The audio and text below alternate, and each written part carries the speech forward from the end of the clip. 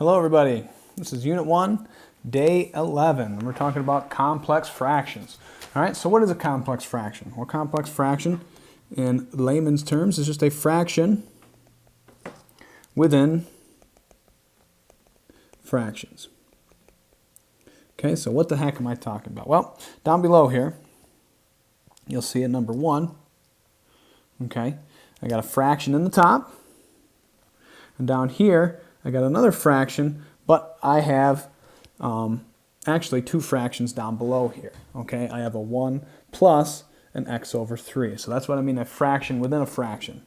All right, so in order to solve these expressions, okay, what we need to do is we need to make it so this guy down below looks more like up top here. And what I mean by that is we just have one fraction in the numerator and the denominator. Okay, so in this particular problem here, all right, this guy's good on top here, right? We're good. We just got one fraction. Down here, I actually have two, right? I got to add these two things. And how do we add two fractions?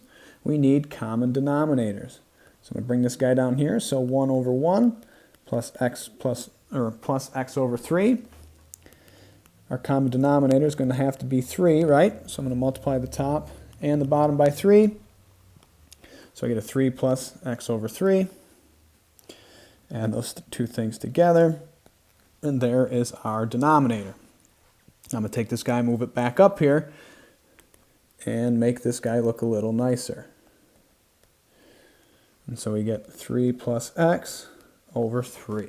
All right, so now we're right back to what we've seen before, right, when we were dividing these rational expressions. And how do we divide rational expressions? We need to keep flip change. All right, so in order to solve this, I'm going to keep the first, whoops, had those mixed up. Keep the first one, flip the second one, change it to multiplication. Okay, and once we've done that, we're right back to, hey, we're right back to home. All right, we've done this before. I can cancel those guys because addition is commutative. And finally, this becomes a 1, this becomes a 2, and so my answer is 1/2. All right, so that's what happens when I divide that by that. Okay, it simplifies to a 1/2. Let's take a look at number 2. Number 2, okay, you notice in the top and the bottom, okay, we have two fractions in each. So in order to simplify this, I need to make this guy look nice. All right, and so in order to do so, I need a common denominator of a, right? So on the left side, we're good. On the right side, I need to multiply the top and the bottom by an a. So I get a squared in the top. And then so finally, 1 minus a squared all over a. So that's our top piece. Our bottom piece is going to have to do the same thing. All right, so I'm going to need a common denominator of an a. So I keep the first one. Second one, I multiply the top and the bottom by a. And finally, I get 1 plus a all over a. All right, so now I can put these two together. All right, so I'm going to go 1 minus a squared all over a divided by 1 plus a all over a. Okay, so now we're going to do what we're used to. All right, keep flip change. Okay, I have a fraction in the top and a fraction in the bottom, so we're good to go. So I keep the first one, flip the second one, and change to multiplication. All right, so if you haven't noticed yet, this right here is a difference of two squares. So I'm going to go 1 plus a, 1 minus a, all over a, times a, all over 1 plus a. Finally, we can do some cancellations. So this guy, all right, yep, this guy's gone, this guy's gone. And my answer is 1 minus a.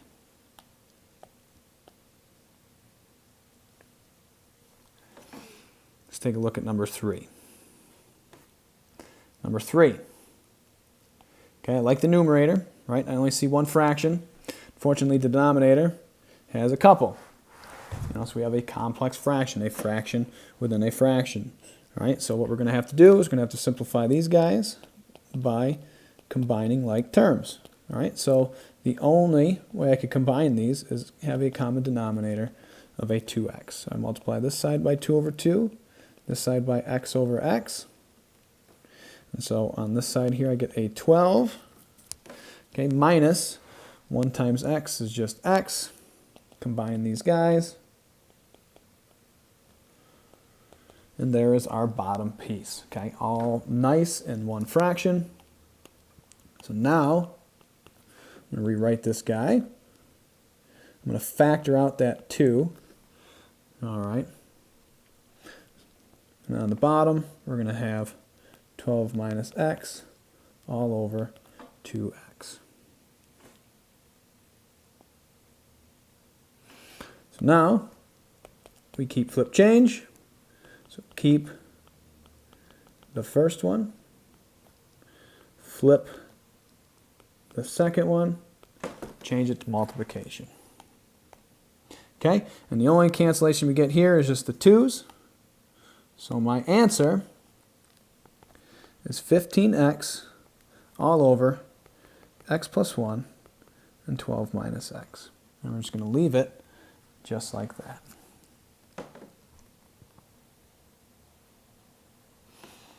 Okay, let's go down to number 4. Okay, number 4. I like that numerator. All right, we have just one fraction there, so we're good. But down here, we have 2 fractions, right? We need to combine these guys. So let's do that. So I'm going to come down here. I'm going to go 1 all over x plus 2 over x. And our only common denominator for these 2 guys, I'm just going to have to multiply them together. So it's going to have to be x times x plus 2. So on this side, I got to multiply the top and the bottom by x. And this side over here, I got to multiply the top and the bottom by an x plus 2. Okay, so on the, drag this over here. So on the left side, I get just an x. And on the right side, I get a 2 times x plus 2, and I'm actually just going to distribute that to, actually I'm going to leave it just like this. You'll see why I'm going to leave it like this in a second. Okay? Actually, no. Sorry. Blah, blah, blah, blah. I need to combine like terms here. Hello, McFly. So it's going to be a 2x plus 4. All right, so combine like terms, I get a 3x plus 4 all over an x times an x plus 2.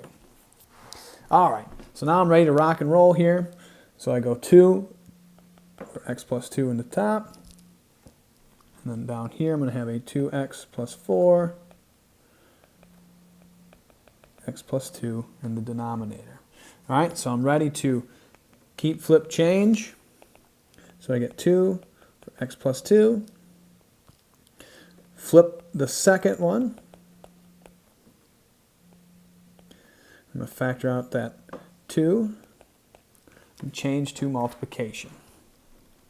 Okay, so in this case here,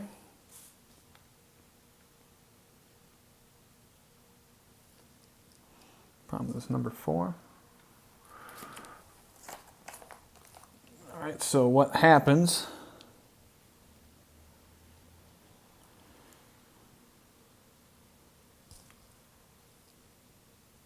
Wait a second. What I miss? Oh. Hello, I was like, wait a second. There we go, 3x plus 4. Okay, beautiful. All right, so the only thing that cancels is just going to be our x plus 2's. Apologies for that, you guys. Had a moment. And so we're left with 2x over 3x plus 4. Okay, so let me change. What did I have written there? That should be a 3x. There we go. Okay, now we're ready. So our answer is 2x over 3x plus 4. Let's take a look at number 5. Okay, again, number 5, I like the numerator. Just has one fraction, we're good. With the denominator, we are going to have to add these two fractions together. So 1 over x minus 4 plus 3 over x plus 1. All right, so to combine these guys, I need a common denominator of an x minus 4 times an x plus 1. It's the only common denominator we can use. So over here, I'm going to multiply the top and the bottom by an x plus 1. And over here, I'm going to multiply the top and the bottom by an x minus 4. So on the left side, I get x plus 1. On the right side, I'm going to distribute that 3, so I get a 3x minus 12. Combine like terms, get a 4x minus 11 all over x minus 4, x plus 1. So here's our denominator. Let's go ahead and fix this guy. So we get 3 over x minus 4, all divided by 4x minus 11, divided by x minus 4, x plus 1. Okay, finger looking good. Keep, flip, change. And so we get 3 over x minus 4 is equal to, multiplied by x minus 4, x plus 1, all over 4x minus 11. Finally, you get some nice cancellations here again. Okay, x minus 4's cancel. And we are left with 3 times x plus 1 all over 4x minus 11. And that is our answer. Okay, so to wrap things up here, for our steps, okay, our goal is to only have one fraction in the numerator and the denominator. Okay, and so once we have, so our steps are to, all right, combine fractions using common denominators.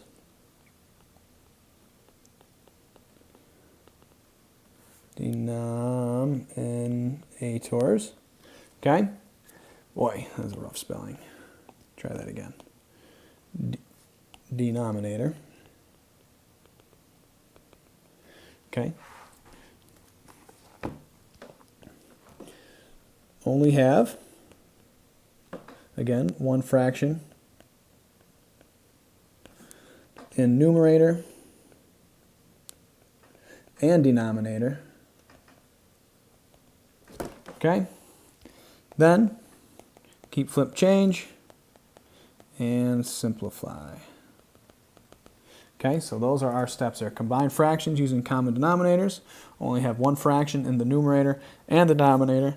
Keep, flip, change, and then once we do that, we simplify like we've done in the past when we were dividing rational expressions. Okay, so good luck, you guys.